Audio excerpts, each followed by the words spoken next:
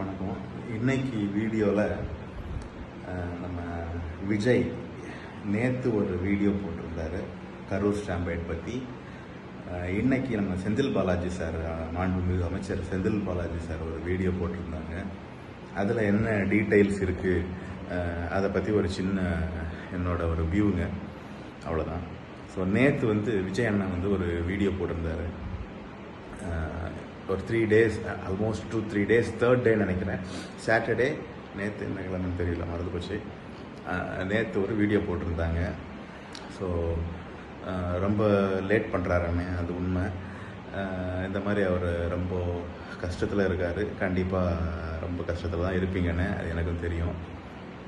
ஏன்னா பொலிட்டீஷியன்ஸ் யூஸ்வலாக நல்லா போய் ஆக்ட் பண்ணிடுவானுங்க, அவங்களுக்கு அந்த கவலை இருக்காது. பட் நீங்கள் நார்மலான பீப்புளாக இருந்தவங்க தான் உங்களுக்கு கண்டிப்பாக இருக்கும். ஒருத்தர் 2 பேர்னாலே நம்மளால் தாங்க முடியாது. இதில் 40 people போது அன்இமேஜினபிள் பிளாக் பெயின் ஆக்சுவலாக. ஓகே, அதை எங்களால் புரிஞ்சிக்க முடியுது. அதுக்கப்புறம் நீங்கள் என்ன சொன்னீங்கன்னா, எல்லா இடத்துக்கும் கேம்பெயின் 5 மாவட்டத்துக்கு போயிருக்கோம், எங்கேயும் நடக்கலை. கரூருக்கு போகும்போது மட்டும் ஏன் நடக்குதுன்னு கேட்டீங்க, கொஞ்சம் பாஸ் பண்ணீங்க. ஸோ நீங்கள் என்ன சொல்ல வர்றீங்கிறது எங்களுக்கும் தெரியுது. பட் பாலிட்டிக்ஸில் நீங்கள் இது எல்லாத்தையுமே ஆன்டிசிபேட் பண்ணணும். யாரும் வேணும்னு பண்ண மாட்டாங்க. இதில் உங்களோட தப்பு இருக்கான்னு ஆக்சுவலாக நீங்கள் ஜென்யூனாக இருக்கிறீங்க. பாலிட்டிக்ஸில் யோக்கியனுக்கு என்ன வேலையா உனக்கு? நீங்கள் பாலிட்டிக்ஸுக்குள்ளே வரும்போதே நாங்கள் எல்லாம் திட்டினோம் ஒன்று. நீங்கள் ஜென்யூனான பீப்புள். உனக்கு எதுக்கு இந்த வேலை? நீ வீட்டில் மூடிட்டு படத்தை நடிச்சிட்டு இரு. உனக்கு யோக்கியனுக்கு எதுக்குடா இங்கே வேலை கேட்டோமா இல்லையா? இதெல்லாம் தேவையா? நீ ஜெனியூனாக இருக்க முடியுமா பாலிட்டிக்ஸில்? பாலிட்டிக்ஸுக்குள்ள யோசிப்பார். சுற்றி இருக்கிறவங்க பாலிட்டிக்ஸில் இருக்கிற ஏடிஎம்கேவை பாரு. ஏடிஎம்கேல எடப்பாடி ஐயா வாயிலேயே தூத்துக்குடியில் சுட்டார். கில்லி மாதிரி சொல்கிறாரு, நான் டிவியை பார்த்து தான் தெரிஞ்சுக்கிட்டேன்னு சொல்கிறாங்க. ஸோ இங்கே பார்த்தீங்கன்னா 60-70 பேர், கிட்டத்தட்ட 60 பேர் கள்ளக்குறிச்சியில் சாராயம் குடிச்சு செத்து போயிட்டாங்க. கள்ளச்சாராயம் சாரி விசச்சாராயம் குடிச்சு செத்து போயிட்டாங்க. ஸோ இதுதான் பாலிட்டிக்ஸு. ஸோ இதில் யோக்கியனுக்கு என்ன வேலை நான் கேட்டோம். எனிவே நீங்கள் வந்துட்டீங்க. ஓகே, எனிவே உங்ககிட்ட எது தப்பும் இல்லை தான். என்ன பண்ண, நீங்கள் ஜென்யூனாக வர்றது உங்கள் தப்பு தானே, அது உங்கள் தப்பு தானே. அடுத்ததுன்னு பார்த்தீங்கன்னா என்ன சொன்னீங்கன்னா, மக்களை பார்ப்பேன்னு சொல்கிறீங்க. ஆனால் அதுக்கப்புறம் யார் பண்ணாங்க அப்படிங்கிறது மக்களுக்கு தெரியும்னு சொல்கிறீங்க. மக்களுக்கு தெரியுதோ இல்லையோ, அங்கே கிட்டத்தட்ட ஒரு 10-20,000 பேர் 30,000 பேர் இருந்தாங்க. அவ்வளோ பேரும் ஃபோன் வச்சுருக்காங்க. ஸோ எல்லார் ஃபோன்லேயும் வீடியோ எடுத்திருப்பாங்க. பக்கத்தில் என்னென்ன நடந்திருக்கிறது எல்லார் ஃபோன்லேயும் வீடியோ இருக்கும்.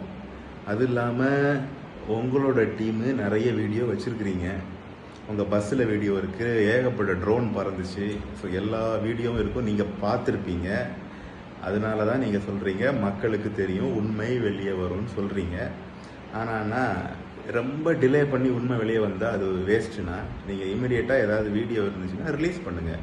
அட்லீஸ்ட் யார் மேலே தப்பு இருக்குன்னாச்சும் தெரியும், சரிங்களா? இது சும்மா தூக்கி இன்னொருத்தருக்கு மேலே பழிய போடுறத விட நீங்கள் பார்த்துருக்கீங்க, பார்க்காம நீங்கள் பேச மாட்டீங்கன்னு எனக்கு தெரியும். ஸோ அது கரெக்டாக பேசுங்க. அது ஒன்று சொன்னீங்க. அதுக்கப்புறம் அரெஸ்ட் பற்றி பேசுனீங்க. உங்களோட ஃபெலிக்ஸ் மாதிரியான ஆளுங்களெல்லாம் அரெஸ்ட் பண்ணியிருக்காங்க. இன்னொன்று ஆன்லைனில் உங்களுக்காக பேசினவங்களெல்லாம் அரெஸ்ட் பண்ணியிருக்காங்க. அதை அட்ரஸ் பண்ணீங்க. நான் பாலிட்டிக்ஸில் அரெஸ்ட் என்ன பண்ணுவாங்க? உண்மை அது தானேண்ணா.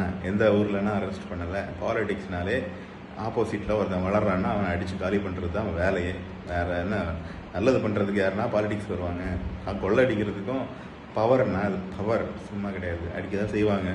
சரி, எனிவே நம்ம உங்கள் பார்ட்டிக்கு ஒரு பிரச்சனை இருக்குது. என்னென்னா அயோக்கிய பையன் ஒன்றும் இல்லை கட்சியில்.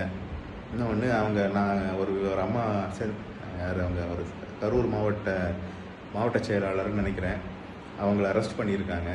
அந்த அம்மா வீட்டில் பார்த்தா ரொம்ப சிம்பிளான அம்மாவாக இருக்குது.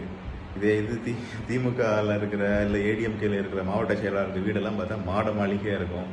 ஸோ புரியுது, ஏழைங்க பாவம் ஏதோ ஒரு சேஞ்ச் இருக்கணும், வந்து பாலிடிக்ஸுக்கு உங்களால் தான் வர்றாங்க. ஓகே, அவங்களுக்கு அட்லீஸ்ட் நீங்கள் சட்ட உதவிகளாச்சும் பண்ணி கொடுங்க. அது பண்ணுவீங்கன்னு நினைக்கிறேன். அவங்க ஃபேமிலியை கொஞ்சம் பாருங்கள். இப்படி பேசுனீங்க. அதுக்கப்புறம் என்ன ஒன்று சொன்னீங்க, சிஎம் சார் நீங்கள் வந்து என்ன பழி வாங்குறீங்கன்னா பண்ணிக்கங்க, மக்களை அவங்கள என் ஃப்ரெண்ட் என்னோட தோழர்களை விட்டுருங்கன்னு சொல்கிறீங்க. அது ரியலாகவே ஒரு நல்ல குவாலிட்டி. அவங்க உங்களை கை வைக்க மாட்டாங்கன்னா, அவங்க உங்களை கை வச்சா நீங்கள் தானே சிஎம் ஆகிடுவீங்க. அது எதுக்குன்னா அவங்களுக்கு வேணும். சரி, இது உங்களோட வெர்ஷனு. இன்னொன்று என்ன சொல்கிறீங்கன்னா, எல்லா 5 மாவட்டத்துக்கு போனோம், இந்த மாவட்டத்தில் தான் நடக்குது. 5 மாவட்டத்துக்கு நீங்கள் லேட்டாக தான் போனீங்க. திருச்சியிலலாம் காலையில் 11:30க்கு பேச வருவீங்கன்னு சொல்லி பார்த்தா மத்தியானமாக ஈவினிங் 3 மணியா 4 மணிக்கோ போகிறீங்க. ஸோ அது உங்கள் கையில் இல்லைன்னு எனக்கு தெரியுது. ஸோ அங்கே எந்த டெத்தும் வரல. அதுக்கப்புறம் அரியலூர் போனீங்கன்னு நினைக்கிறேன். அங்கே ரொம்ப லைட்டாக போனீங்க. 9 மணி ஆச்சு நீங்கள் பேசும்போது எனக்கு தெரிஞ்சு. அங்கேயும் எந்த டெத்து எந்த ஸ்டாம்பைடு எதுவும் இல்லைன்னு சொல்ல வர்றீங்க ஆக்சுவலாக. அது இல்லாமல் அடுத்தது போகும்போது நாகப்பட்டினம் நினைக்கிறேன் ஃபஸ்ட்டு. அது எனக்கு தெரிஞ்சு ஓரளவு ஆன் டைம் 1 ஹவர் லேட்டாக போனீங்கன்னு நினைக்கிறேன். அங்கேயும் எந்த பிரச்சனையும் இல்லைன்னு நினைக்கிறேன். அதுக்கப்புறம் இங்கே போனீங்க, எங்கள் கலைஞர் சாரோட ஊருக்கு போனீங்க, எங்கள் திருவாரூர் போனீங்க. அங்கேயும் ரொம்ப லேட்டாக போனீங்க. அங்கேயும் எந்த ஸ்டாம்பைடு எதுவும் இல்லை. 7 மணிக்கு தான் போனீங்கன்னு நினைக்கிறேன். மறந்துடுச்சு, சாரி, தப்பாக இருந்தால் மன்னிச்சுக்கோங்க. 7 மணிக்கு தான் போனீங்கன்னு நினைக்கிறேன். ஸோ அங்கேயும் எந்த ஸ்டாம்பைடும் இல்லை. இங்கே வந்து நீங்கள் டைம் வந்து இங்கே காலையில் எங்கே போனீங்கன்னா நாமக்கல் போனீங்க. அங்கேயும் போகிறதுக்கு லேட் ஆகிடுச்சு. ஆக்சுவலாக நீங்கள் காலையில் அந்த டைம் எனக்கு தெரியல எத்தனை மணிக்கு வருவேன்ட்டு. பட் நீங்கள் போலீஸில் பெர்மிஷன் வாங்கினது பார்த்தீங்கன்னா கரூருக்கு மட்டும் 3 to 10 வாங்கியிருக்கீங்க. நீங்கள் 7 o'clock போகிறீங்க. எல்லா இடத்துக்கும் நீங்கள் லேட்டாக தான் போயிருக்கீங்க. எந்த இடத்துலையும் ஸ்டாம்ப் பைன் வரல அப்படின்னு நீங்கள் சொல்கிறீங்க. கரெக்டாக? இந்த கரூரில் மட்டும் ஏன் வருது அப்படின்னு நீங்கள் கேட்குறீங்க. ஓகே, புரியுது. இது உங்களோட மைண்டில் இருக்குது. நீங்கள் வீடியோ பார்த்ததுனால தான் சொல்கிறீங்க. உங்கள்கிட்ட ஏதாவது வீடியோ இருந்துச்சுன்னா ஃபஸ்ட்டு மக்கள் மன்றத்தில் விடுங்க. அதை தேவையில்லாமல் உங்கள் பேரை வந்து டேமேஜ் பண்ணிக்கிட்டு இருப்பாங்க. உங்களுக்கு உறுதுணையாக நிற்கிற விர்ச்சுவல் வாரியர்ஸுக்கும் நம்பிக்கை இழந்துக்கிட்டு இருக்குது. அது எனக்கு பார்க்க தெரியுது. ஏன்னா அவங்களும் ஃபைட் பண்ண முடியாது இல்லையா? நீங்கள் ஏதாவது பண்ணால் தான் நடக்கும். ஓரளவுக்கு மேலே பவரில் இருக்கிறவங்களும் ஃபைட் பண்ண முடியாது. அதுக்கு நீங்கள் தான் சப்போர்ட் பண்ணணும். உங்கள்கிட்ட ஏதாச்சும் ப்ரூஃப் இருக்குது, இவ்வளோ தூரம் பேசுகிறீங்க இல்லையா? அப்போ ப்ரூஃப் இருந்தால் வெளியே விடுங்க. சும்மா வந்து கோர்ட்டில் கொடுக்குறேன்னு சொல்லி இருக்கிறதுலாம் செகண்டரி. ஃபஸ்ட்டு இங்கே பேசுங்க, மக்கள் மன்றத்தில் வைங்க இருந்துச்சுன்னா. அடுத்தது நம்ம செந்தில் பாலாஜி சார் பேசுகிறாரு. இன்றைக்கி பேசினாருன்னு நினைக்கிறேன், நான் பார்த்தேன். செந்தில் பாலாஜி சார் என்ன சொல்கிறாருன்னா, இவ்வளோ லேட்டாக வர்றாரு, அதனால் 7 மணி நேரம் லேட்டாக வர்றாரு, அதனால தான் இது நடந்துச்சுன்னு சொல்கிறாரு. பட் ஆனால் செந்தில் பாலாஜி சார் இது எல்லா இடத்துக்கும் லேட்டாக தான் சார் வந்தார். இதுக்கு மட்டுமே லேட்டாக வரலையே, தெரியல. இன்னொன்று சார், செந்தில் பாலாஜி சார், நீங்கள் பண்ணலை, டிஎம்கே இதெல்லாம் பண்ண மாட்டாங்க, அது எல்லாருக்கும் தெரியும். ஆனால் எங்கே பிரச்சனை வருதுன்னா, ஸ்டாம்பை நடந்த உடனேயே நீங்கள் அங்கே போகிறீங்க. அடுத்தது அன்பில் மகேஷ் சார் இம்மீடியட்டாக ஆக்ஷன் பறந்து போகிறாரு அந்த பக்கம். அங்கே போய் ஒரு பெரிய பெர்ஃபார்மன்ஸை கொடுக்குறாரு, அழுறாரு, பயங்கரமாக ஃபீல் பண்ணி அழுறாரு. இது வரைக்கும் நான் அன்பில் மகேஷ் சார் அழுது நான் பார்த்ததே கிடையாது. அது இல்லாமல் சிஎம் சார் அன்றைக்கி நைட்டே போகிறாரு, அவ்வளோ வயசானவரும் அங்கே போகிறாரு. ஸோ இவ்வளோ தூரம் மிலிட்ரி ஸ்ட்ரைக் மாதிரி மின்னல் வேகத்தில் நடக்குது.